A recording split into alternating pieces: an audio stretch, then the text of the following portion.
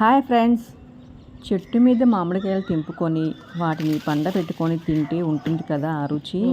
ఎలాంటి కెమికల్స్ కలపకుండా ఇలాగ చెట్టు మీద పండిన కాయలు కోసుకొని తింటే చాలా టేస్టీగా ఉంటుందండి. అమ్మ వాళ్ళ ఇంటికి అయితే వచ్చాను నేను. ఇక్కడ అమ్మ వాళ్ళ ఇంట్లో చెట్టుకున్న మామిడికాయలు అయితే తెంపుతున్నానండి. మా ఫ్రెండ్ అయితే హైదరాబాద్ నుంచి వచ్చిందండి. తను మామిడికాయలు కొనుక్కుందాము, మార్కెట్కి వెళ్దాము అని అన్నది. సర్లే అనేసి నేను అమ్మ వాళ్ళ ఇంట్లో చాలా మామిడికాయలు ఉన్నాయి, కొనుక్కోవడం ఎందుకు, అమ్మ వాళ్ళ ఇంటికి వెళ్ళి తెంపుకుందామని చెప్పేసి మా ఫ్రెండ్ని అయితే ఇలాగా అమ్మ వాళ్ళ ఇంటికి తీసుకొచ్చానండి. ఇంకా డాబా మీద అందిన కాయలు అయితే అందిన వరకు తెంపేస్తున్నామండి.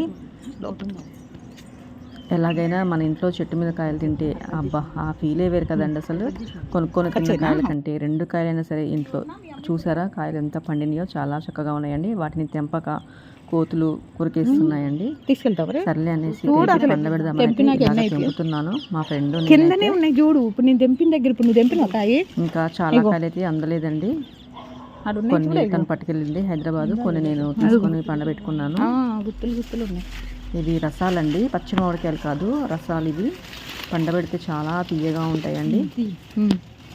ఇది చెట్టు వేసి అయితే 7 సంవత్సరాలండి. అమ్మ ఇంట్లో చెట్టు వేసి 7 సంవత్సరాలకైతే ఇప్పుడు చెట్టు అయితే ఇన్ని కాయలు కాస్తుంది చక్కగా. ఫైనల్గా అయితే ఇంట్లో తీసుకొచ్చి నేను చక్కగా వాటిని పండబెట్టానండి. కొన్ని మా ఫ్రెండ్కి ఇచ్చాను, తను హైదరాబాద్ వెళ్ళిపోయింది. కొన్ని నేను ఇదిగోండి ఇక్కడ ఇలా పండేసుకుంటున్నాను కాయలు. ఇంకొక 4-5 రోజులు అయితే మామిడికాయలు పండుతాయండి.